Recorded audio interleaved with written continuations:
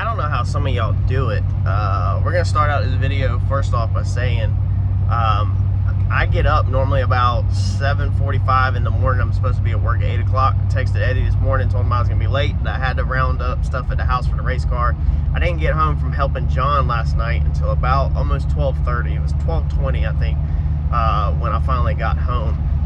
Didn't have no time. I was exhausted, completely past exhausted. Hardly slept the night before. Didn't have no time to gather nothing in the garage for the race car last night, so I did it this morning, including A-arms, stuff like that. We had to run over to Uncle Mike to get some fab work done. I trust his welding more than mine on suspension pieces like that. Then we had to get our torque converter situation under control. Spoke with PTC yesterday. I will explain that when we get the new stuff in. But I had to box up stuff for PTC, clean out my torque converter. It's got to go back. And then we had to run to the welding store, get welding, gas, and all that. All this is race car stuff. And it is now 10:10 in the morning, and I got started at 7:45. I don't see how some people do it, this caliber. If you are working for somebody and you're not self-employed and they don't let you take off, you know, I used to be at a job where I had to work Monday through Friday, 8 to 5. I don't see how people hardly get anything done, man. But let's jump right into today's video. I was just gonna say that props to everybody out there making it happen, because this race car stuff takes a lot of time outside of what is obvious. So I'm hoping that will be enough by the time we suck that in when we get to the house. This is our piece for our trans tunnel, but to bend that, I was asking Ed, I was like, dude, how do I bend that? I need a light pole or a telephone pole to push it against and bend it. And then we were like, oh, frame rack. Frame rack has pillars. So I literally just put it up here and then just bending it around that. But if you don't have one of these, if you got a light pole or a telephone pole out front of your house, or even a straight tree, you pretty much put that up there and then just bear hug it around it to bend it. It's pretty cool how that piece turned out. I actually had a gentleman drop me off a removable bolt together NASCAR trans tunnel to the shop. So shout out to him for doing that. It's extremely nice. But we'd already had, you know, everything built for this one. However, we'll use that one for next car, and I'll show y'all it whenever I grab it and take it to the house. So we're definitely gonna save it and try to incorporate it in the next build. All right, so we got this thing fitted in, and it fits perfect now. I have to take two hands and squish it in, but by the time you just put a little bit of pressure on it and push it in and put some rivets in it, it's gonna be freaking perfect. So in my latest video, I had somebody said that it's gonna be hard to make the interior look better than it did, but I'm sure that I will surprise everybody. And I'm hoping you're starting to see my vision now, because this thing I'm feeling really good about right now. I am feeling really good about. I think this thing's gonna be better than it ever was. So that's good to go. We need to pull that back out. Tomorrow, we're dropping these off at my upholstery guy. He does amazing work. He's just going to cover this with some more higher strength glue than like I can get in like a rattle can.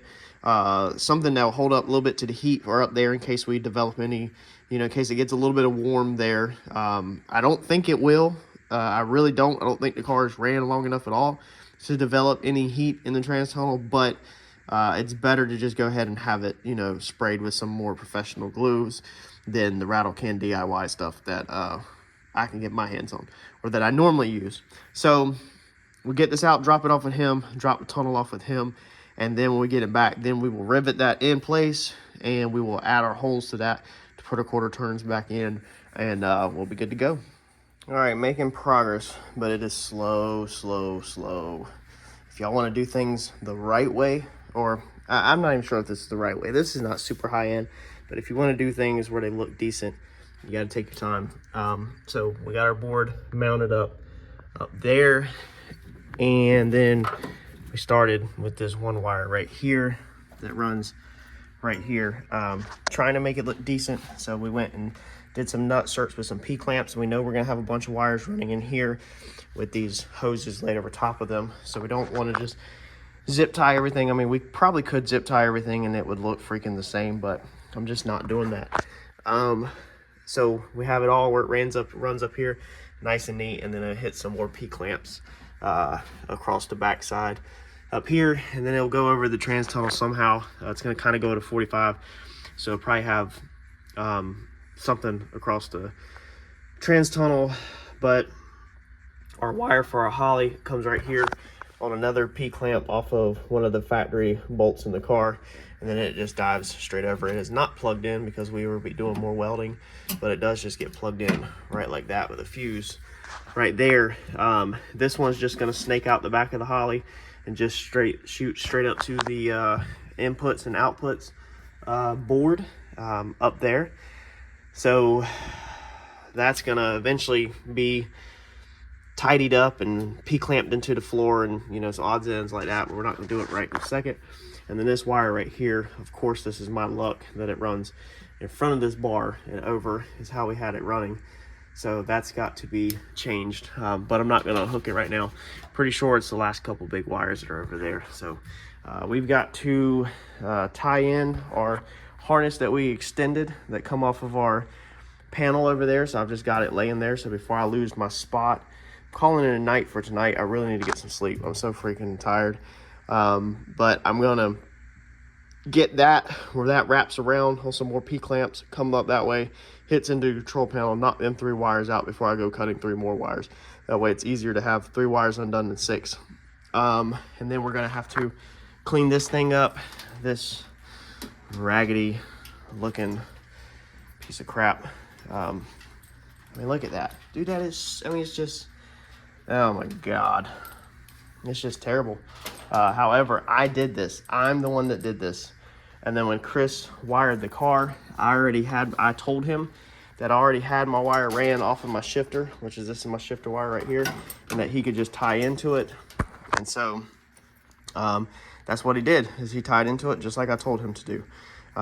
So he tied this one into it, this wire, and then this wire right here steps down to a really small wire that's going to get cut. It actually was ran up through a nutsert just to get it through the walls or the firewalls. There wasn't no sharp edges, but it goes right here, this really small thin wire, and then it switches back to a fatter wire, a green wire that goes down to the starter. So that's going to be the neutral safety switch.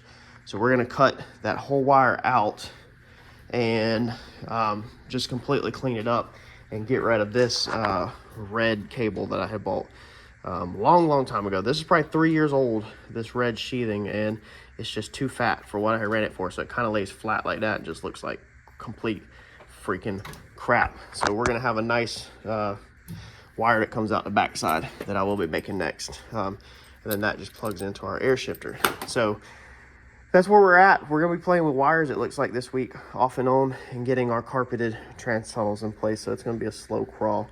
But that's gonna be next, is terminate them 3 wires, done. Then cut this wire right here, or undo it at least, and get it ran behind this bar so it can follow the route of the P-clamps. It might get extended if it goes to 45. I'm not really sure what I'm gonna do yet. But get that undone, run that, and then we'll go for our shifter. We'll rerun that. And our shifter also has a light that I had built into it. So I need to terminate or get them wires back laid out so that they all go through one bundle up to the shifter. That's gonna be a wrap for tonight. Hopefully we also get our harness in. Our extension harness looked like it shipped out today. So hopefully that will be in very soon. But that's gonna be it for tonight.